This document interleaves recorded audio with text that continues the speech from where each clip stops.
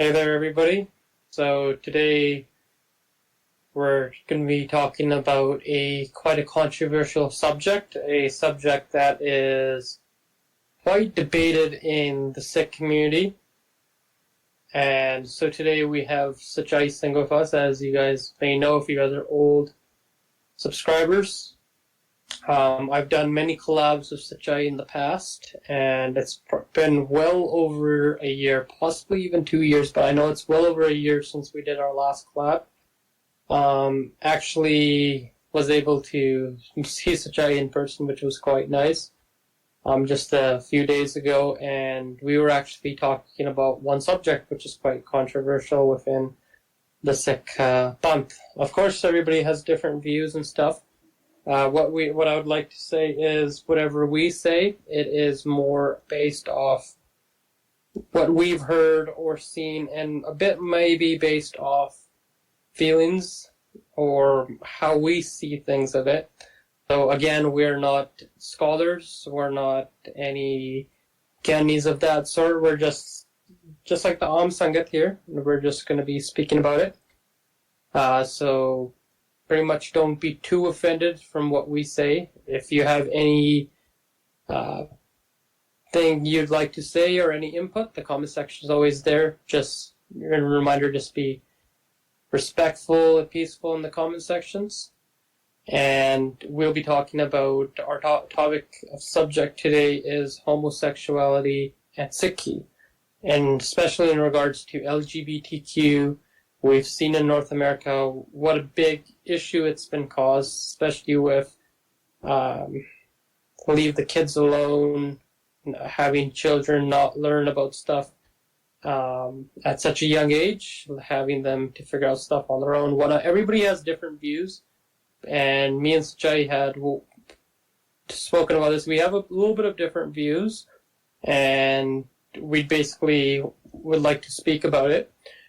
So I would like to start off with basically asking Sachai here. As you know, in North America, it's been a huge thing. I don't know about in Europe if it's much of a thing, but I know in Canada and the United States, we have seen an uproar of parents take to the streets and saying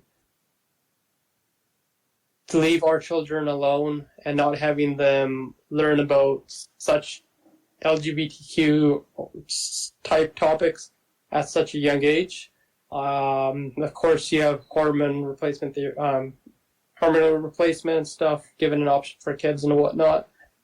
And it's quite a bit of a controversial subject at hand, especially in the modern day. What's your view on the situation? Like, we'll get into the Sikhi aspect of it a bit later, but what's your view on all of this? What's going on right now? Honestly, like recently what's been going on is it's interesting, because I kind of do agree with the aspect of like to leave the kids alone a little bit, because they're kids. They don't really, their brains aren't fully developed yet. They don't really know, what they want to be, what they want to do, and they can, kind of be quote unquote brainwashed a little bit, right? And I'm not saying, these people are brainwashed or whatever. I'm not necessarily saying that. But it's just tricky because, like I'm always curious about this. Like if some people can actually just be told and like kind of like just told they're gay or part of the LGBTQ and they kind of actually become that and like they become that. But at the same time, like if they never heard any of that stuff, like maybe they wouldn't have been. And so I'm always kind of curious about it. I don't know the science behind that. But for me, it's just like I don't. It is tricky because if someone is gay and they don't really know their thoughts about that, and like they are confused, and no one really telling them about that. They're just like guys, and everything they've seen and everything they know of is like, oh, it's a guy and a girl, guy and a girl. So they might be confused. So on that aspect, I do like that. It is being taught, but at the same time, it's tricky because maybe some people that were like straight, but they're also confused about it. Maybe they actually become gay or trans or any of these kind of things. So it's tricky on that aspect. That's kind of my take on it. Honestly, I don't have a concrete answer because there's kind of good sides on both. Like, what's your take on it, Jit? My take on it is I feel from a very young age. The confusion part is it's quite tricky because I'm straight, I'm not gay, lesbian, gay, all that LGBTQ stuff, right? I'm a heterosexual male. But at a very young age, I feel around when we're 5, 6, 7, the attraction towards the other gender does arise at quite a young age, especially during puberty. Once a teenager, especially in males, once we become teens, attraction of the opposite gender starts to happen. So with the confusion and stuff, that's also a tricky thing because there's certain behaviors. Because I do have a friend, he did act a lot like girlish and stuff, and he never let me know that he was part of that community. But later on, he let me know because when he was young, he'd always play with dolls. If they would give him powers, he was always attracted to the color pink and all that stuff. And his nature was very feminine, so he found that out from a very young age that he's like that, right? So it is quite a bit of a tricky thing, but I feel like rather than what do you call it, school systems teaching the kids about all this stuff, like they could, instead of like putting them all and bringing drag queens into classes, all that, right? That's totally inappropriate. Like some stuff that I've seen online with what they're teaching kids or bringing in drag queens and stuff, half dressed or whatever. I've heard and seen some messed up stuff. But I think there's a certain age when it is okay to let kids know, because again, that relates to sexuality. We shouldn't be teaching kids about sexuality before the age of 13, at least 13 or 14 when they hit puberty, right? Yeah. When we learn about intercourse or how a child becomes to be, it does not happen at a later age. So I feel there has to be a certain age, and at least it has to be past the age of when they're actually past puberty, at least. I would say 16 or 18 or 15, I don't know the age, but teaching kids under the age of 10, I feel, is completely inappropriate. That's my opinion. That's my hindsight on it. Yeah, I agree. I think also like the drag queens and stuff. I kind of forgot about that. Like those I've seen like some shows, like some drag queen kind of like model shows and stuff for like people like twerking and all this kind of weird stuff. And those things I think are definitely, they shouldn't be talked about. I think education just should talk about it, but like you were saying, it should be past a certain age, I guess, especially during puberty and stuff. But also like puberty is a confusing enough age as it already is. So like, I mean, maybe it's just like my own bigotry or something, but like, I like my kind of thought process on it is like, oh, like some people might be like, kind of like quote unquote converted into like the LGBTQ or something, which is kind of, I don't know, like some people know they're gay from a young age and some people don't, like that kind of thing. So it's like, it's kind of tricky. But at the same point in time, like, if they do become gay, it's cool, like there's no, like, I don't have a problem with it or whatever, it's tricky. And again, like when it comes to Sikhi and stuff, we're not supposed to discriminate anybody anyways. But yeah, I feel like back in the day, it was very unaccepted if you were LGBTQ, lesbian, gay, transgender, queer, bisexual, whatever, right? Back then it was very looked down upon, so a lot of people were in the closet.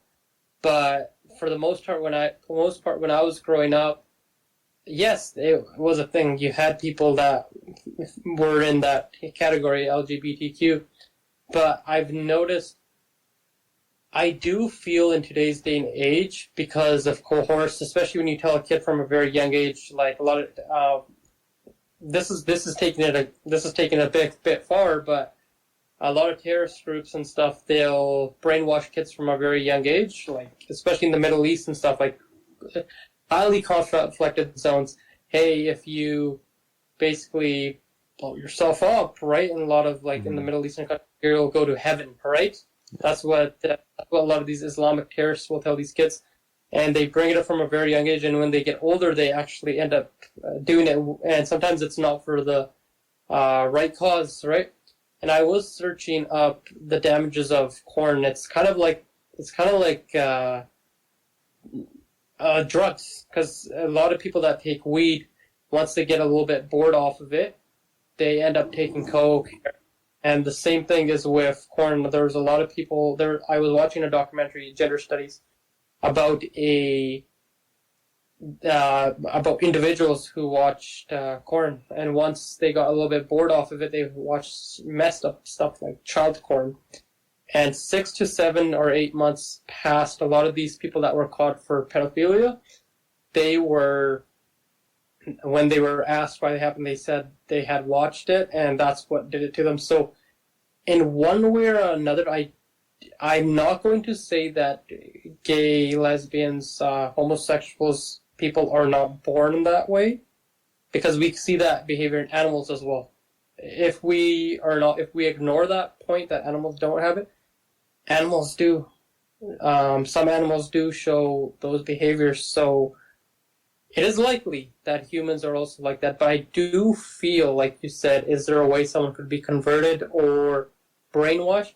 I definitely think that is something in today's age, that we do have a large number of people that are not actually born that way, that were actually heterosexual, that ended up being coerced that way. To be honest, I don't know if most people agree with me or not, but I do feel there are a significant amount of people that weren't originally like that, but because of what we have on social media and all that, social media is a big time influencer on people, especially we see in certain songs, Punjabi songs, people listen to over and over, and even if they're at a mature age, it does do it to them. So basically, what you listen to, what you hear, what you surround yourself with will impact you one way or another.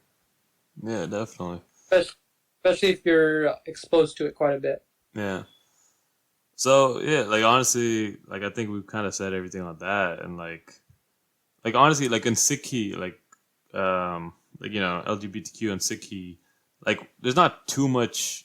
Like I mean, I'm not the most religious guy. I haven't really read Barney all that well. I mean, like really at all, to be honest.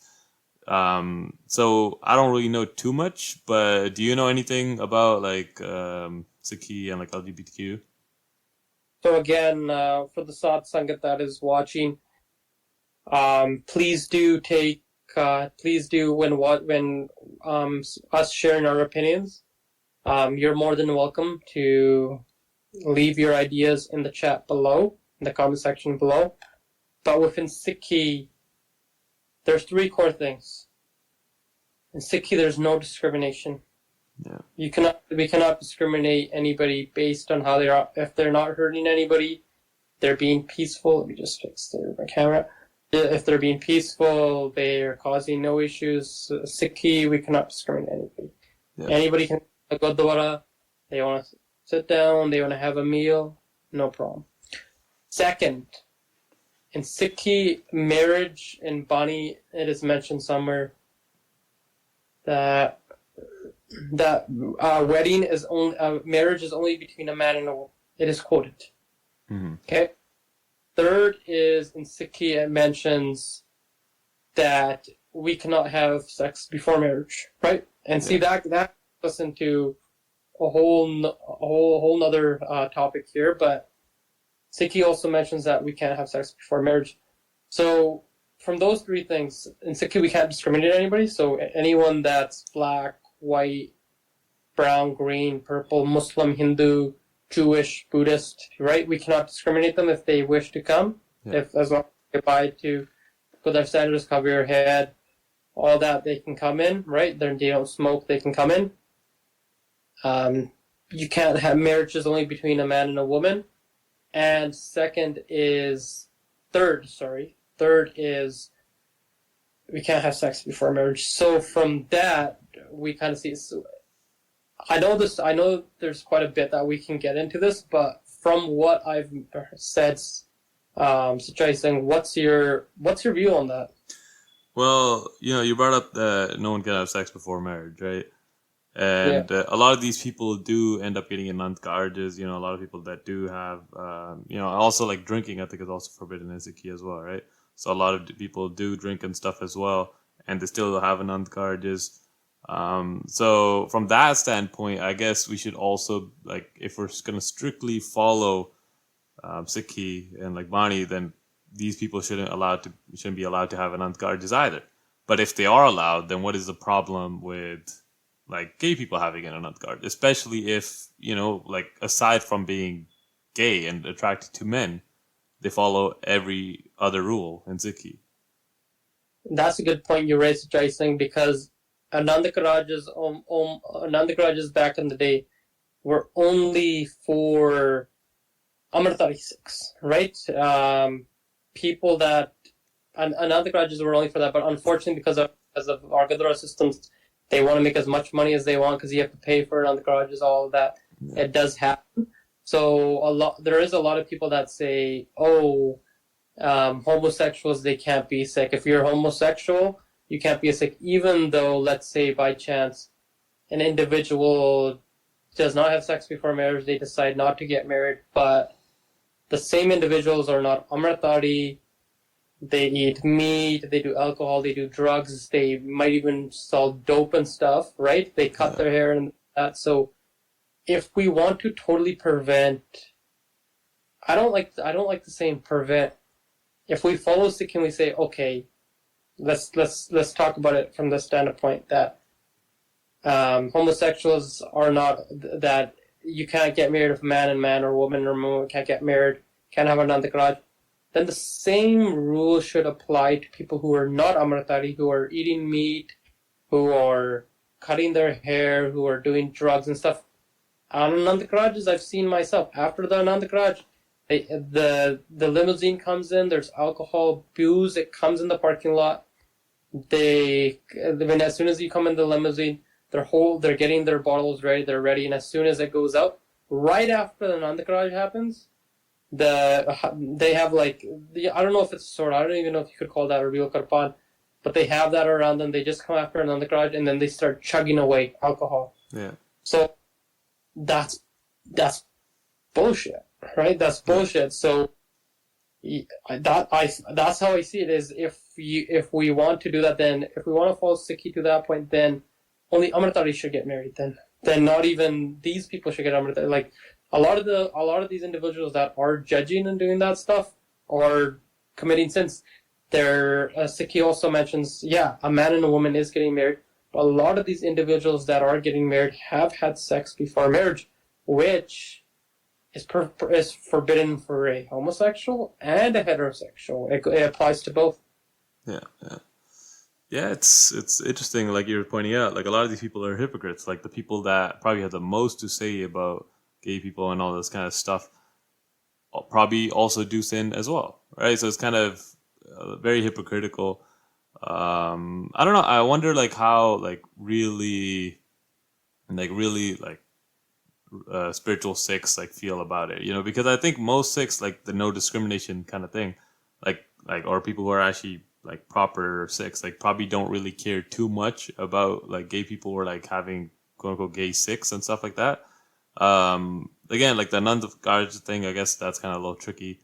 But aside from that, like just being gay and like being being a Sikh, I don't think it's too crazy. Like for me, like if you want to be gay and want to be a Sikh, like I guess it's fine. Like I'm not gonna get offended by it. Honestly, for me, even if you have a Nand Garj and you're just two guys, like it's kind of fine for me. But that's just because I'm not like super religious or anything, so I don't really care too much about it. Like obviously, a lot of people do care a lot about it, but I think those people that really do care, first they should try to fix themselves before I think like discriminating and like judging these people like super harshly and all this kind of stuff. And the thing is, if we do look at it, like if we do follow Gurbani, such as it says man and woman not having sex before marriage, again, if a individual is homosexual, they are not. It is against Sikhi to prevent them to come to the Gurdwara. If they want to do Simran, Nam Simran, they can do Simran. If they want to read Bani, nobody is prevented from Bani, right? The Guru does not discriminate. But the question comes to, I feel like the discrimination for saying if you're gay or lesbian and if you want to be Sikh, that you're not allowed at all. You can't even be, even if you don't want to get married, you don't want to have sex before marriage, just your life is committed towards the Guru. I feel that that stems more from Punjabi culture, because nowhere in Bani does it mention, that I know of. Correct me if I'm wrong. You're asking the wrong person. Yeah, I guess in the comments, let us know if we're wrong. See anywhere in Sikhi where it says you can't be Sikh and homosexual. But see, that's very tricky subject. That's something that the Panth is quite divided on, right? Yeah. Only for me, if someone is like that, of course there's certain behaviors, because you can't be like, there's, how some behaviors of some people from the LGBT community, they're like, hey, it's this and that, right? I feel like that behavior is totally would not be very accepted in Sikhi, because in Sikhi, even women, there is masculine and feminine energy.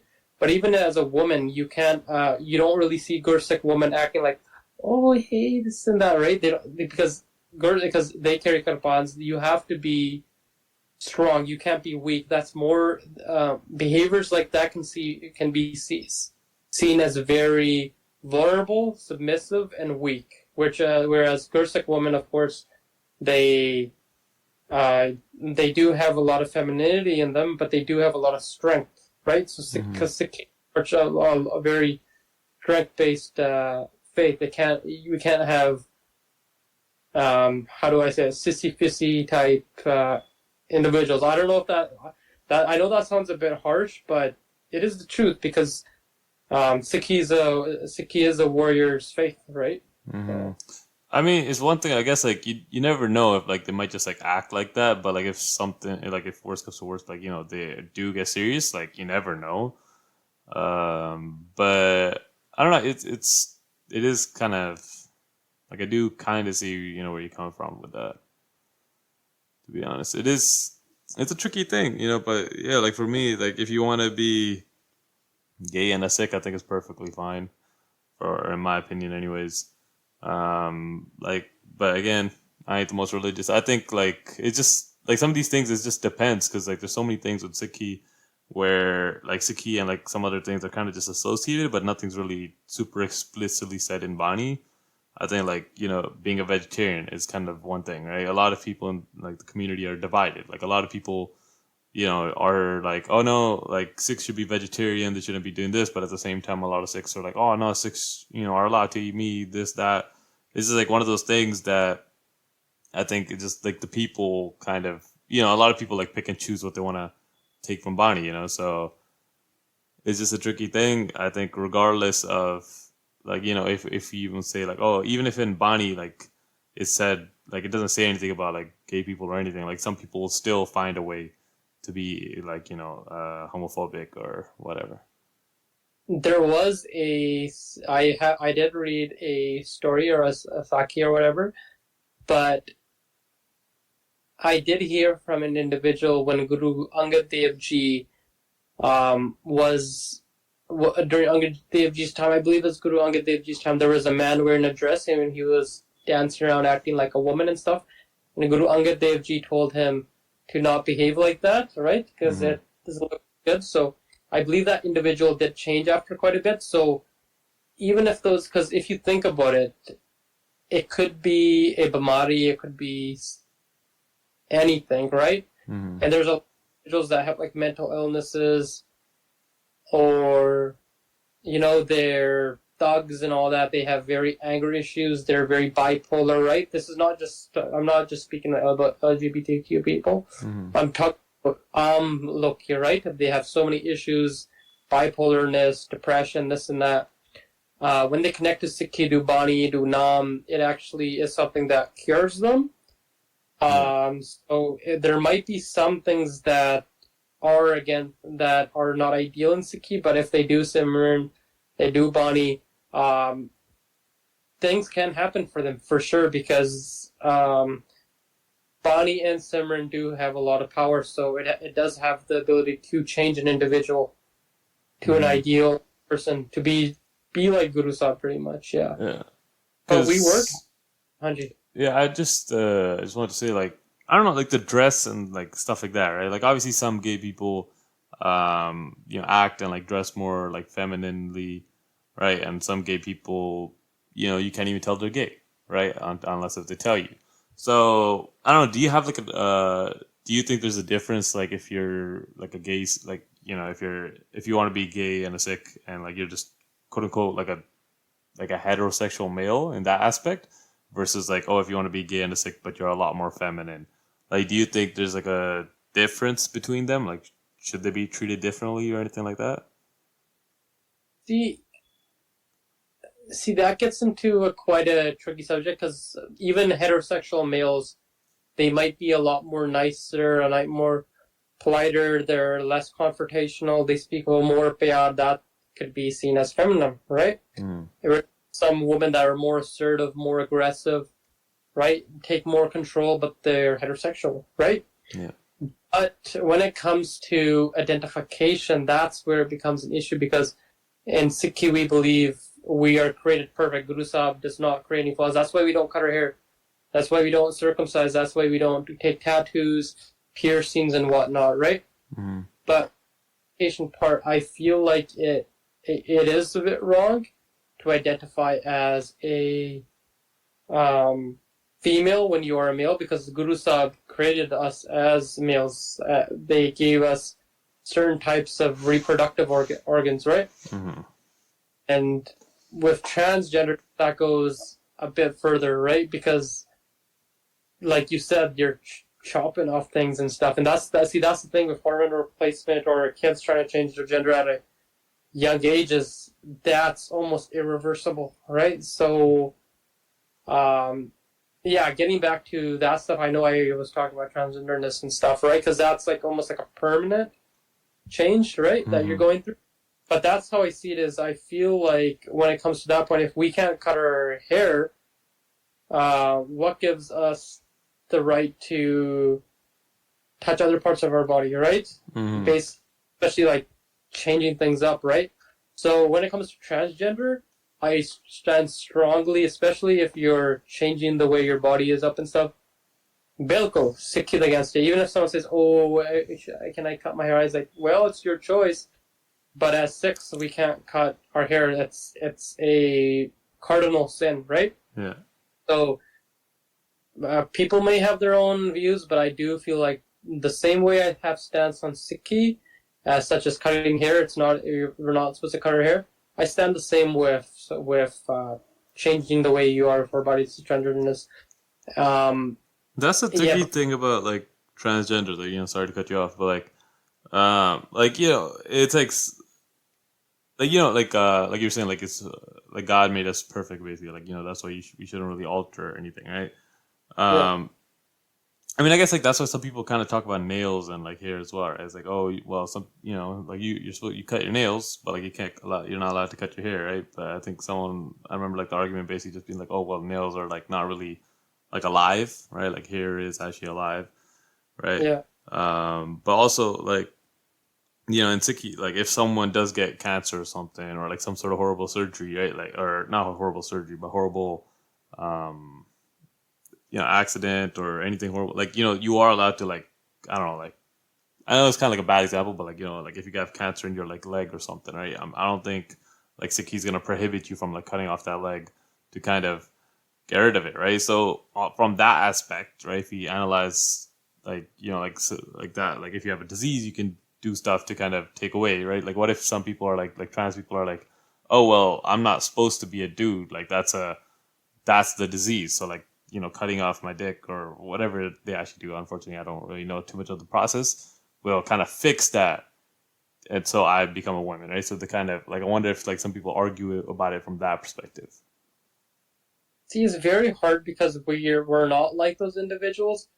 Whether it be a mental illness or not, that's tough too. But it is proven that people that are transgender, even when they do transition, they still have a lot of mental health issues. I don't know, and that could be based on they're confused who they are, this and that. Because we were mentioning a lot of people, they make that decision too quick, and it catching up to them. Suicide rates, all that is quite high amongst people from the transgender community, right?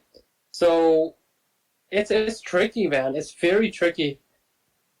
Unless you aren't those individuals, but again, within Sikhi, Guru Sahib creates us perfect within our image, right? So I know you raised a good point, but within Sikhi, my strong standpoint is changing any way of how your body is, this and that, because it's going against Hukam, right? It's going against Hukam. If we're saying, oh, it's the same way as we cut our hair. The reason why we cut our hair is like, oh, I look good this way, so I'm gonna do this. But if we don't, but we're not accepting Guru's Hukam as he's given us hair, the way that our hair grows, all this stuff. We're made in his image, right? And the same and I don't know if you would call that a mental illness, right? A lot of people cut their hair and so they're like, oh, I look good and this and that. You know, we're basically saying Guru Sahib when we cut our hairs, you didn't create us perfect, right? Yeah. And the same thing is changing up your body and stuff too.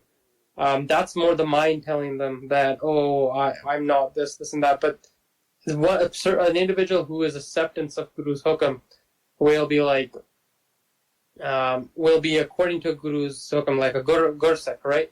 Yeah. They don't care. They'll just listen to that. So it's a very obvious answer, I feel, right? Because the same way as people cutting their hair, they're like, well, I want to cut my hair. It's my choice, this and that. But that's what a manmukh does. Like you hear manmukh or gurmukh, right? So a manmukh into their mind. The mind is a monkey, right? The mind is not always right.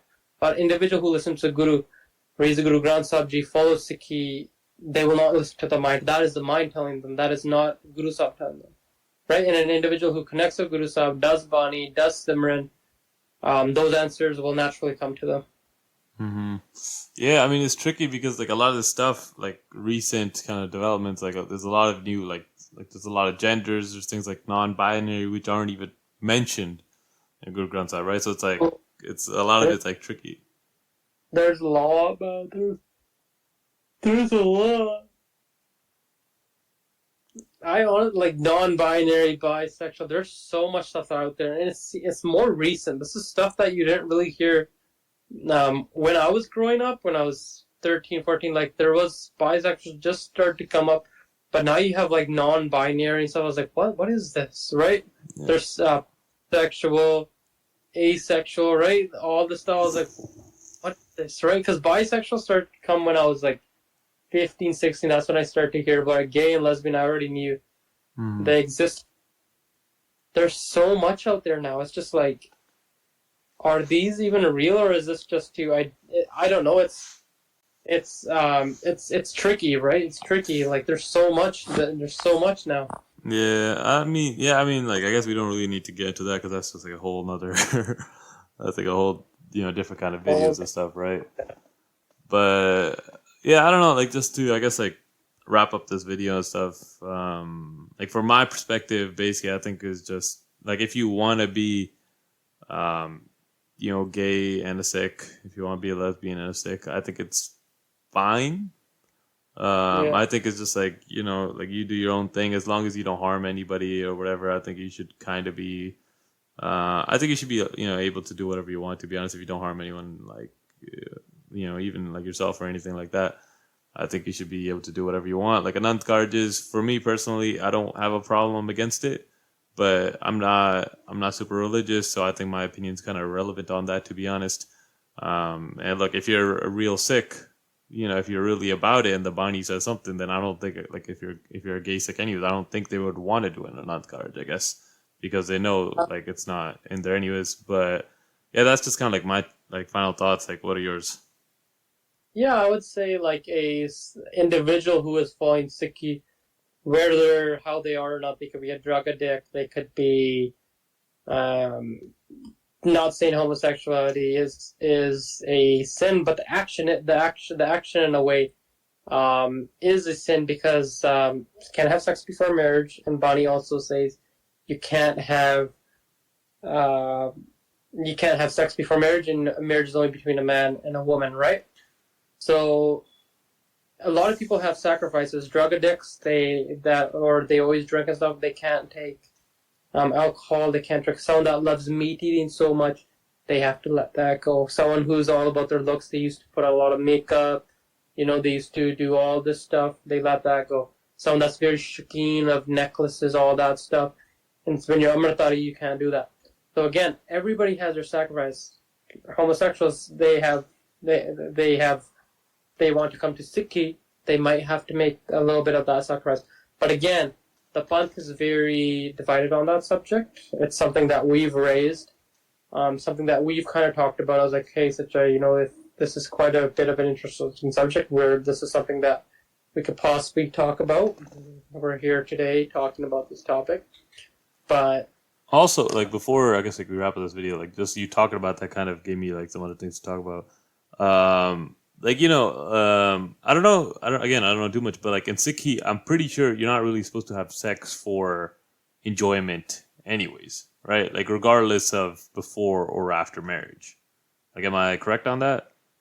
a lot of people are divided on that, right? But when you're married and stuff, you're a married couple. Yeah. You guys are together, right? A lot of people say it's only for procreation. But again, the Panth is quite divided on that. But most people generally, I believe, tend to say is to have be physical, be close to one another. It's not a sin because, like again, when you take an Anand Karaj, Guru Sahib is making two souls into one, right? Mm-hmm. So two souls, one body. Two souls, one body, right? So in that sort of a sense, I don't think it's wrong because you've become basically a Jodi, right? Mm. To wrap things up. Wait. But also, like, would you consider like only an Anand Karj to be marriage? Because like I'm asking these questions because like I have like a thing to say after, but would I consider Anand Karaj to only be a marriage? no, like is there like a marriage that isn't an Anand Karj? Like, is that considered a marriage? Like in Sikhi? Not in Sikhi. Mm-hmm. In Sikhi, you need to have a lawful Sikh marriage. You need an Anand Karaj. So I guess technically speaking, from that perspective, then like anybody who doesn't, so that gets tricky, right? Because a lot of people that aren't really following Sikhi all that properly, that shouldn't really be allowed to have an Anand Karj, I guess, kind of do have them, and then they have sex or whatever, and then that's kind of iffy. So it's like, can they even have sex after marriage? Because it's like they weren't really following it all that well, anyways. Or also just like if like gay people, like if sex is just for procreation, which some people I guess kind of believe, from that standpoint, they can't ever have sex anyways because it's not leading to procreation. See, again, it's not about procreation because it's two souls meeting into one, right? Mm. Right? But, the Panth has kind of been a little bit, how do I say it? Open-worded, like, Rajas were, like I remember I mentioned, Nanda Rajas it can only be between a man and a woman, and you can't have a sex before marriage, right? Mm. People still do it, right? A lot of Manmukhs, they still do it. But again, marriage is between a man and a woman. A heterosexual man and a heterosexual woman that are both not Amritari. According to Bani, those two can get married. That is, some Gurdwaras will not allow people that are not Amritari to do it. But I do feel like it is important for us to. A lot of these Gurdwaras are making money from Anand Garages, right? Mm-hmm. But yeah, it's a bit tricky, right? But it's not very tricky when we look at the basics. Pretty much was what I'm trying to say is it's not that difficult once you learn about Sikhi, you learn about the rulings, this and that. It's something that doesn't really become too much of a tricky subject conversation. There is a lot of gray area we've left, right? But I do feel like it's good not to get too far into the conversation until you don't have too much knowledge. Like, again, you said that you're not very religious. I'm not a Gyani, I'm not a Pichaparcharak and stuff that I can speak too much, right? My connection with Guru Sahib is not so far that I can speak much on it, but yeah, that's my 2 cents on it. Well, did you have anything else to add on before we go? No, I think yeah, like honestly, I guess we did ended up with like more questions than answers, but I think like that's just like one of those things, and then hopefully someone in the comments or somebody can talk to us, and then we can address these in like some future videos or something. But yeah, just Yeah. back to you, I guess. All right. So yeah, there we go. That's with me. That's me with Sachai Singh today, and quite a while since we did our last collab. So we talked about homosexuality and Sikhi. First, we talked about homosexuality and the situation in North America, as you guys have heard. Then we tried talking about what Sikhi and homosexuality is. We did mention some points. We mentioned some points within Gurbani, that only man and woman can have can have sex before marriage, and how another colleges back in the day were mostly Amrataris, right? We did have a lot of questions. Some answers were given. Of course, everybody has a different viewpoint on it. The Panth is a bit divided on the subject. But again, we have to remember that there's no discrimination. Seva, Simran, and Bani is for everybody, right? As long as people are following the rules, covering their head, not drinking when they're going inside the Gurdwara, dressing modestly. We cannot discriminate anybody in that sort of sense. But yeah, so that's me of Sachai Singh. So it was great having you on today. We're on a collab with us today, Sachai Singh. And was there anything you wanted to say before we go? Nah, I think we had a good conversation today. I think it was yeah. All right, thanks, and I hope you guys enjoyed the video. Do leave a comment down in the comment box down below. We'll definitely check your messages. Be sure to be respectful and polite. And hopefully from your guys' feedback or your viewpoints or feedback pretty much, or comments or whatever you want to call it, hopefully we can do a future video. Thank you.